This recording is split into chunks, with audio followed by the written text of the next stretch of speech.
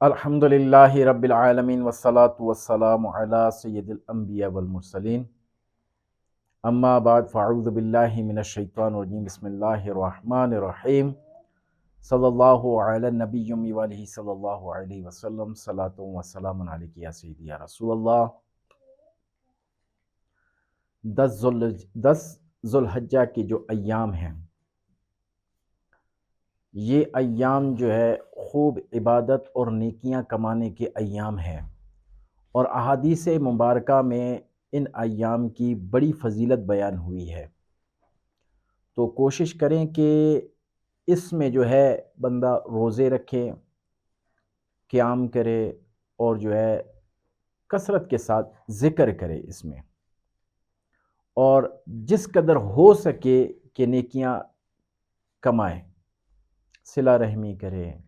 جو لوگ ناراض ہیں ان کو آپس میں ان کی صلح کروائے، جو حاجت مند ہے ان کی جو ہے ضرورت کو پورا کرے، صدقہ خیرات کرے، والدین کی خدمت کرے۔ یہ تمام چیزیں جو ہے بندہ اس مہینے میں اس کا خوب اہتمام کریں، اور اس 10 ایام میں جو شخص روزے رکھتا ہے، اس روزوں کی جو فضیلت ہے، ہر روزے کی 1 سال روزہ رکھنے کی فضیلت ہے۔ 10 ذو الحجہ کو روزہ نہیں رکھنا، 10 ذو الحجہ کا روزہ جو ہے وہ مکروہ تحریمی ہے۔ 9 روزے جو ہے اس ایام میں رکھے جائیں، ابتدا میں، ذو الحجہ کے ابتدا میں، اور رات کو قیام کریں۔ اور ذو الحجہ کی ان راتوں کے قیام کے بارے میں جو بیان ہوا ہے وہ یہ ہے کہ یہ شب قدر کے برابر ہے، یہ رات شب قدر کے برابر ہے۔ تو کوشش کریں کہ رات کو قیام میں تلاوت قرآن پاک کرے، ذکر کرے، نوافل کی کثرت کرے۔ سمجھے کہ ان 10 ایام میں جو ہے آپ نے اپنی کمر کس لینی ہے عبادت کے حوالے سے۔ تو اس رات میں آپ عبادت کریں گے تو رب تعالیٰ کی بارگاہ میں وہ عبادت آپ کی مقبول ہو گئی تو آپ دنیاوی اور اخروی دونوں اعتبار سے کامیاب ہیں۔ اور ایک اور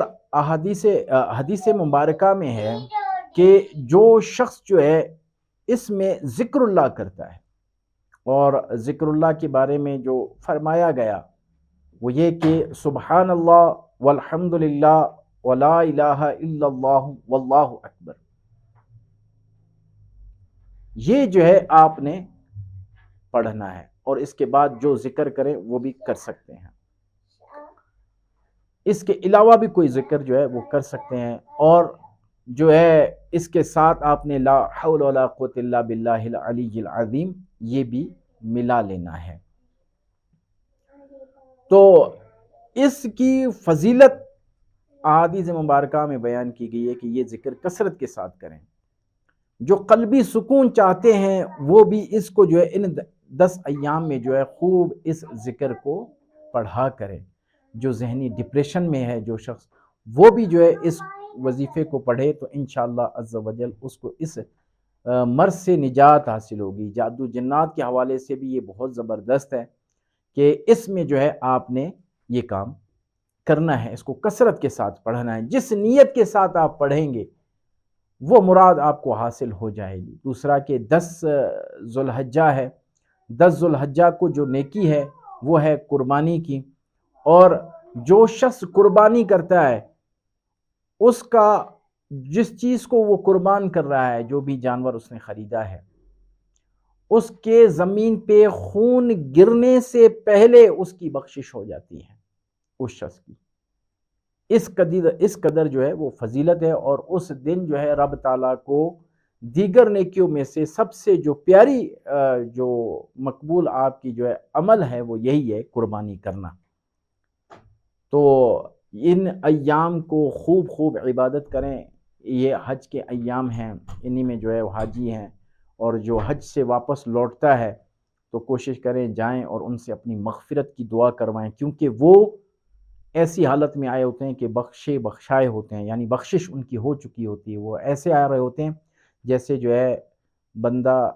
بچہ جو ہے جیسے پیدا ہو جاتا ہے گناہوں سے صاف ہوتا ہے، اسی طرح حاجی صاف ہوتا ہے۔ گناہوں سے پاک و صاف ہو جاتا ہے، تو ان سے مغفرت کی دعا ضرور کروائیں، اور اپنے دنیاوی اور اخروی اعتبار سے بھی اپنے لیے ان سے دعائیں